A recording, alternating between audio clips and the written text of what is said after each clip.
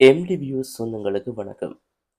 Mullaitivu ஒட்டிசுட்டான் police பிரிவுக்குட்பட்ட முத்து ஐயன்கட்டு பகுதியில் கடந்த 7/8/2025 அன்று இராணுவத்தால் தாக்கப்பட்டு காணாமல் போய் தேடப்பட்டு வந்த நபர் முத்து ஐயங்கட்டு குளத்திலிருந்து சடலமாக மீட்கப்பட்டது தொடர்பாக நேற்றைய காணொளியில் நாங்கள் குறிப்பிட்டிருந்தோம். அவர் இராணுவத்தினரால் தாக்கப்பட்டு குளத்தில் வீசப்பட்ட நிலையில் சடலமாக மீட்கப்பட்டிருந்தார். அவருடன் சேர்ந்து 4 பேர் இவ்வாறு இராணுவத்தினரால் தாக்கப்பட்டு அவர்கள் தப்பியோடிய நிலையில் ஒரு நபர் மட்டும் சடலமாக மீட்கப்பட்டிருந்தார். இது தொடர்பாக பல்வேறு சர்ச்சைகள் தற்சமயம் எழுந்திருக்கின்றது. இராணுவம் இராணுவத்தினுடைய அடாவடித்தனம் இவ்வாறு மேலோங்குவதற்கு காரணம் என்ன? இராணுவத்திற்கு இவர்களை தாக்கி இவர்களை கொலை செய்வதற்கான அதிகாரம் யார் கொடுத்தது? என்றவாறான பல கேள்விகள் தற்சமயம் எழும்பியிருக்கின்றது. அந்த நிலையில்தான் இராணுவத்தினால் தாக்கப்பட்டு காணாமல் போன நிலையில் தேடப்பட்டு வந்திருந்த இந்த முல்லைத்தீவு ஒட்டிசுட்டான் போலீஸ் பிரிவுக்குட்பட்ட முத்து ஐயன்கட்டு இடதுகரை ஜீவநகர் பகுதியைச் சேர்ந்த 32 வயதான எதிர்மென்னசிங்கம் கபில்ராஜ் என்ற நபர்தான் முத்து ஐயன்கட்டு குளத்தில் சடலமாக மீட்கப்பட்டிருந்தார். நேற்று முன்தினம் அவர் இவ்வாறு சடலமாக குளத்திலிருந்து மீட்கப்பட்டிருந்தார். குறிப்பாக 7ஆம் திகதி, அதாவது வியாழக்கிழமை இரவு குறித்த நபர் உள்ளடங்கலாக முத்து ஐயங்கட்டு இடதுகரை ஜீவநகர் பகுதியை சேர்ந்த ஐவர் முத்து ஐயங்கட்டு குளத்திற்கு அண்மைய பகுதியில் அமைந்துள்ள 63வது படைப்பிரிவு இராணுவ முகாம் இராணுவத்தினரால் இவர்கள் தாக்கப்பட்டிருந்தார்கள். இந்நிலையில் இளைஞர்கள் தாக்கப்பட்ட சம்பவத்தை அறிந்து அப்பகுதி மக்கள் குறித்த பகுதிக்கு சென்றபோது ஒரு இளைஞனை இராணுவத்தினர் மிக கொடூரமாக தாக்கிக் கொண்டிருந்த நிலையில் மக்கள் அதனை பார்வையிட்டிருக்கிறார்கள். இராணுவத்தினர் ஒரு இளைஞனை மிக கொடூரமாக தாக்கிக் கொண்டிருந்ததை நேரில் பார்த்த மக்கள் சாட்சியம் அளித்திருக்கிறார்கள். இராணுவம் மிக கொடூரமாக இரும்பு கம்பியினால் அந்த இளைஞனை அடித்து தாக்கியதை மக்கள் நேரில் பார்த்து சாட்சியம் அளித்திருக்கிறார்கள். அந்த இளைஞன் தற்போது வைத்தியசாலையில் அனுமதிக்கப்பட்டு சிகிச்சை பெற்றுக் கொண்டிருக்கின்றார். அந்த இளைஞன் தாக்கப்பட்டிருந்த நிலையில் ஊர் மக்கள் அந்த இளைஞனை காப்பாற்றி சென்ற போது இராணுவத்தினருக்கும் ஊர் மக்களுக்கும் இடையில் முருகல் நிலை ஏற்பட்டிருக்கின்றது. ஊர் மக்கள் அந்த இளைஞர் தாக்கப்பட்டு கொண்டிருப்பதை கண்ட மக்கள் இராணுவத்தினரிடம் கேட்க சென்ற போது இராணுவத்தினருக்கும் மக்களுக்கும் இடையில் முரண்பாடு ஏற்பட்டு வாய் தர்க்கங்கள் ஏற்பட்டு பின்னர் மக்கள் தொடர்ந்தும் அவர்களுக்கான இராணுவத்திற்கு அழுத்தத்தை கொடுத்து முரண்பாட்டில் ஈடுபட்டதை தொடர்ந்து இராணுவத்தினர் அந்த இளைஞனை விடுவித்திருக்கிறார்கள். அதன் பின்னர் அவர் வைத்தியசாலையில் அனுமதிக்கப்பட்டு சிகிச்சை பெற்று வருகின்றார். அதாவது இராணுவத்தினர் மக்கள் இராணுவத்துடன் மிக தீவிரமாக முரண்பட்டதன் காரணமாக இராணுவத்தினர் அந்த இளைஞனை மக்களிடம் ஒப்படைத்திருக்கிறார்கள். இந்நிலையில் தான் ஒருவர் காணாமல் போயிருந்த நிலையில் தாக்கப்பட்ட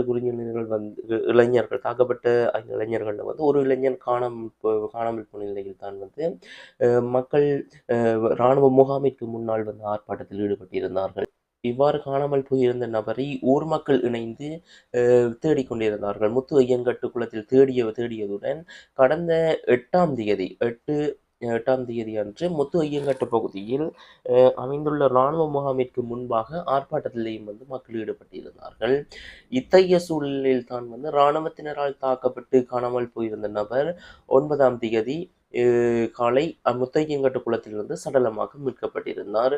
குறிப்பாக அந்த முத்து ஐயன்கட்டு இடதுகரை ஜீவநகர் பகுதியை சேர்ந்த இளைஞர்களுக்கு முத்து ஐயன்கட்டு பகுதியில் உள்ள இராணுவத்தினர் குறைந்த விலையில் எரிபொருட்கள் உள்ளிட்ட பல பொருட்களை வழங்கி வந்ததாகவும் இவ்வாறு இவர்களுக்கு இராணுவத்தினர் பொருட்களை வழங்கப்பட்டு வந்திருந்த பின்னணியில் ஏற்பட்ட வாய் தர்க்கங்கள் முரண்பாடுகள் காரணமாகவே இந்த இளைஞன் அடித்து கொலை செய்யப்பட்டதாக ஊர் மக்கள் தெரிவித்திருக்கிறார்கள். நீண்ட காலமாக இராணுவத்தினர் தங்களுக்கு வருகின்ற எரிபொருட்களையும் பல்வேறு உணவுப் பொருட்களையும் குறைந்த விலையில் இந்த இளைஞர்களுக்கு ஊர் மக்களுக்கு ஊர் மக்கள் சொல்ல குறித்த ஒரு சில நபர்களுக்கு வழங்கி வந்திருக்கின்றார்கள். குறிப்பாக அதிலும் இந்த சடலமாக மீட்கப்பட்ட இளைஞர்களுக்கும் இராணுவத்தினர் வழங்கி வந்திருக்கின்றார்கள். அவ்வாறு வழங்கி வந்திருந்த நிலையில் அவர்களுக்கு இடையில் ஏற்பட்ட ஒரு தர்க்கம், காசு கொடுப்பனவா அல்லது என்ன பொருள் கொடுப்பனவில் ஏற்பட்ட தர்க்கம் தெரியவில்லை. ஏதோ ஒரு இதில் ஏற்பட்ட தர்க்கம் காரணமாக இராணுவத்தினருக்கும் அந்த இளைஞர்களுக்கும் ஏற்பட்ட முருகல் நிலை முற்றி, பின்னர் இராணுவத்தினர் அவர்களை அழைத்து அடித்து இவ்வாறாக அடித்து வன்கொடுமைப்படுத்தி இருக்கின்றார்கள். அதில் 4 தப்பி ஓடி இருக்கின்றார். ஒருவர் மட்டும் இவ்வாறு இராணுவத்தினரின் கையில் மாட்டப்பட்ட நிலையில் அவர் அடித்து கொடூரமாக கொலை செய்யப்பட்டு குளத்தில் வீசப்பட்டு சடலமாக மீட்கப்பட்டிருப்பதாக அப்பகுதி மக்கள் தெரிவித்திருக்கின்றார்கள். இவ்வாறான சூழலில் தான் சடலம் இனங்காணப்பட்ட இந்த குறித்த இடம் குற்றப்பிரதேசமாக அடையாளப்படுத்தப்பட்டிருக்கின்றது. குற்றப்பிரதேசமாக அடையாளப்படுத்தப்பட்டு தான் சடலத்தை மீட்பதற்கான நடவடிக்கைகள் அந்த குளத்தை சுற்றி மேற்கொள்ளப்பட்டிருந்தன. அந்த வகையில் குறித்த இடத்திற்கு முல்லைத்தீவு மாவட்ட நீதவான் இந்த பிரதீபன் அவர்கள் வருகை தந்திருந்தார். இந்நிலையில் நீதவானின் முன்னிலையில் தான் சடலம் குளத்தில் இருந்து மீட்கப்பட்டு தடயவியல் போலீசாரினால் தடயவியல் பரிசோதனைகளை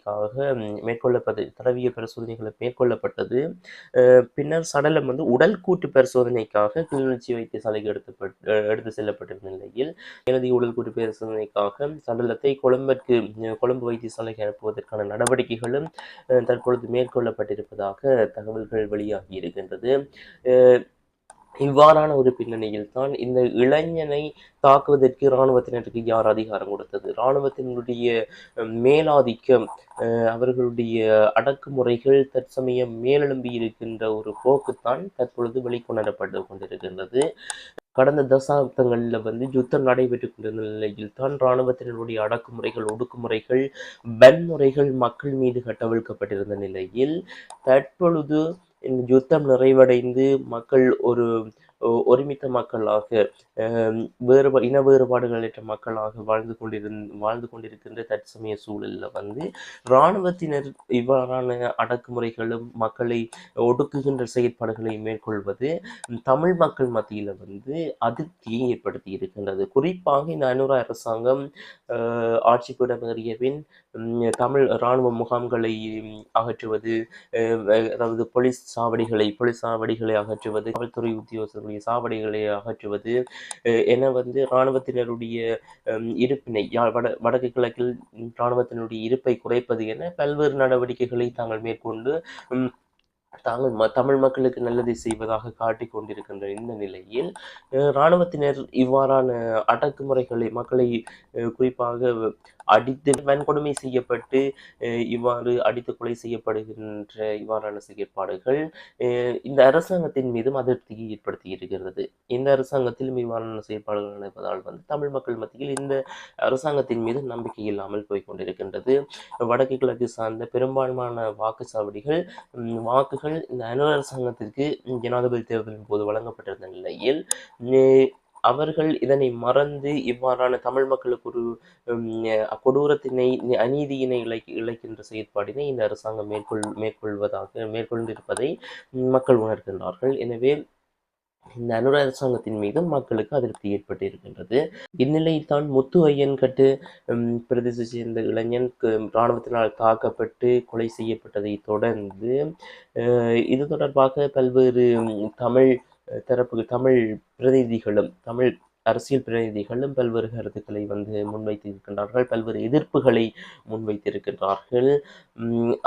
அதன் ஒரு தொடர்ச்சியாகத்தான் எதிர்வருகின்ற 15ஆம் தேதி வெள்ளிக்கிழமை வடக்கு கிழக்கு தழுவிய ரீதியில் கர்த்தால் போராட்டத்திற்கு இலங்கை தமிழரசு கட்சியினுடைய பொதுச் செயலாளர் எம். ஏ. சுமந்திரன் அவர்கள் அழைப்பு விடுத்திருக்கின்றார்.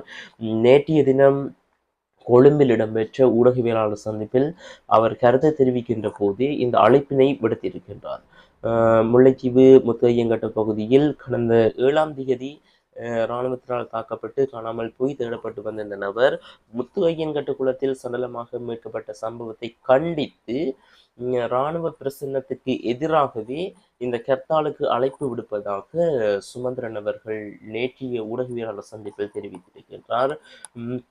இவ்வாறு பல அரசியல் பிரமுகர்களும் எதிர்ப்பு அலைகளை தெரிவித்துக் கொண்டிருக்கின்ற நிலையில் எதிர்வருகின்ற 15ஆம் தேதி இந்த ஹர்த்தாலுக்கு வடக்கு கிழக்கு சார்ந்த ஹர்த்தாலுக்கு அழைப்பு விடுக்கப்பட்டிருக்கின்றது. இந்த குறித்த இளைஞனுடைய கொலைக்கு நீதி வேண்டி ஒரு போராட்டத்தை மேற்கொள்வதற்காக இந்த அழைப்பு விடுக்கப்பட்டிருக்கின்றது.